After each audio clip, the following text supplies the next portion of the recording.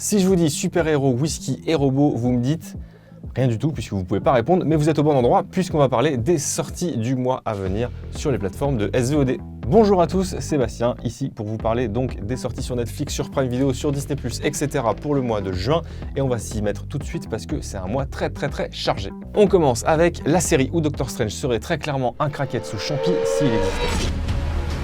Butcher! Hey, salut toi! On raconte partout que tu te tiens à carreau depuis un an. Plus d'alcool, ni de massacre de super.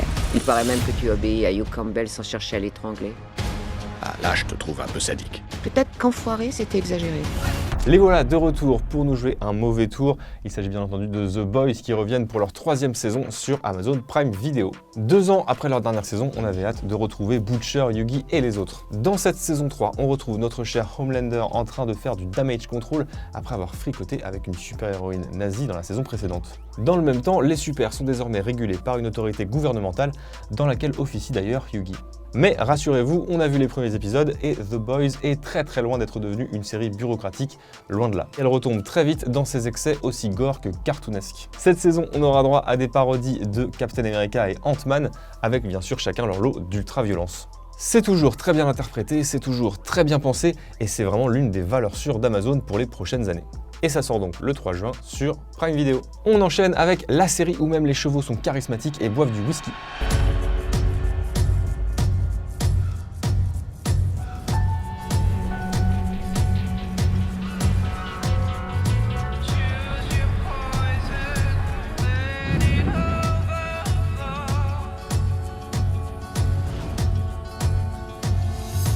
On ne parle pas ici de BoJack Horseman, on parle bien de Peaky Blinders qui revient pour une 6e et dernière saison. Un baroud d'honneur qui s'annonce plus politique que jamais puisqu'on avait laissé Tommy Shelby complètement défait par son adversaire, le fasciste Oswald Mosley, un personnage qui a d'ailleurs vraiment existé. Entre ces combats politiques, les tensions en interne avec différents membres de la famille Shelby et les magouilles en coulisses évidemment, Tommy Shelby va donc avoir très fort à faire dans cette nouvelle saison. Au casting, on retrouve toujours Cillian Murphy, Tom Hardy ou encore Anya Taylor-Joy, mais en revanche, pas de Polly dans cette dernière saison puisque son interprète Ellen McCrory est malheureusement décédée avant le tournage. Et on souhaite aux Peaky Blinders évidemment de s'en sortir le mieux possible malgré l'absence d'un personnage aussi capital que la tante Polly. Passons maintenant à la série qui, on l'espère, va nous mettre une claque aussi puissante que celle que distribue son héroïne. Ok, alors pour commencer, je veux que tu saches que je comprends. Vous comprenez quoi? Le lycée. Kamala. Un nouveau t-shirt Avengers, c'est chou. Elle trouve que je suis une fille bizarre. T'es bizarre. Les garçons. Excuse-moi, Ouais. Tu marches sur ma chemise. Désolée. Après Moon Knight, Marvel poursuit son exploration des personnages récents mais un petit peu mineurs, issus des pages de ses comic books. Voici donc Kamala Khan, une adolescente américaine de confession musulmane, se rêvant aux côtés de ses héros favoris, Captain Marvel en tête. Coup de bol, la voilà soudainement avec des pouvoirs cosmiques qui lui permettent notamment d'allonger certaines parties de son corps et de créer des genres de champs de force si l'on en croit les premières images. Reste à savoir comment la jeune femme va gérer ses nouvelles habilités et si celles-ci ne vont pas lui apporter finalement plus d'ennuis qu'autre chose. On avoue être un peu curieux de cette incursion de Marvel dans le teen movie qui semble en plus doublé d'un regard posé sur la place de certaines minorités dans la société américaine. On sera donc attentif aux premiers épisodes, ça s'appelle Miss Marvel et ça sera diffusé à partir du 8 juin sur Disney+. Terminons avec la série qui fait tellement d'aller-retour dans le temps qu'on s'y perdrait même en DeLorean.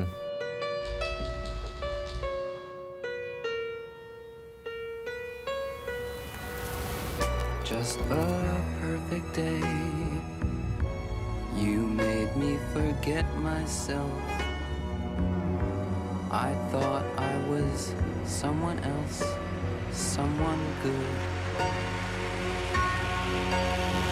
Oh, it's such a... Si vous faites partie des plus braves d'entre nous, vous êtes certainement allé au-delà de la saison 2 de Westworld avec ses intrigues en tiroir un petit peu alambiquées par moments.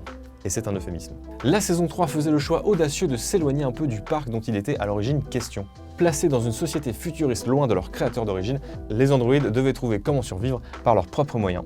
Il reste encore beaucoup de choses à raconter dans l'univers de Bernard, Dolores et les autres, et les passionnés de robotique et d'intelligence artificielle que nous sommes ne pouvaient que y trouver leur compte. D'autant qu'il s'agit là d'une série extrêmement travaillée et parfaitement interprétée, donc on lui pardonne un petit peu ses errances scénaristiques d'antan.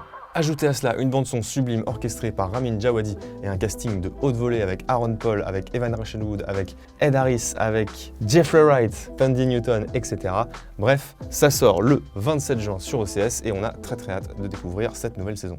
Concluons avec les autres sorties notables à venir dans les prochaines semaines et on commence comme toujours avec Netflix. Le 1er juin, vous pourrez voir la nouvelle saison de la série politique danoise Borgen, plus de 10 ans après la fin de la saison 3. Le 17 juin, vous aurez un film d'action avec Chris Hemsworth qui s'appelle Spiderhead. Le 22 juin, ça sera la saison 3 de Umbrella Academy. Le 24 juin, ça sera la version coréenne de la Casa de Papel qui déboulera, ça s'appelle Money Heist Korea.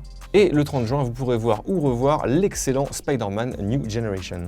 Sur Prime Video, le 6 juin, vous pourrez revoir l'intégrale de la saga John Wick avec Keanu Reeves. Et le 17 juin, il y a une petite série assez sympathique qui s'annonce et qui s'appelle L'été où je suis devenu jolie. Programme chargé sur Disney+, avec le 15 juin la sortie de Soprano à la vie, à la mort, un documentaire donc sur le rappeur du même nom. Également le 15 juin, ce sera la sortie de Love Victor saison 3. Le 27 juin, vous pourrez voir ou revoir Toy Story 4. Le 28 juin, ça sera la saison 2 de la série Only Murders in the Building. Et enfin, le 29 juin, il y a la série issue de l'univers Big Hero 6 qui s'appelle Baymax qui arrive, ainsi que toutes les séries produites par Netflix pour Marvel, donc Daredevil, Jessica Jones, Luke Cage, Iron Fist, les Defenders et The Punisher.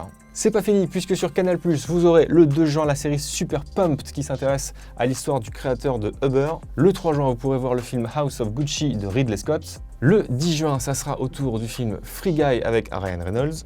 Le 13 juin, la série Landscapers avec David Thewlis et Olivia Colman. Le 15 juin, toujours Ridley Scott, le dernier duel, cette fois-ci avec Adam Driver notamment. Et enfin sur OCS, et ça sera fini juste après, vous aurez la série Irma Vep d'Olivier Assayas qui débarque le 7 juin avec Alicia Vikander.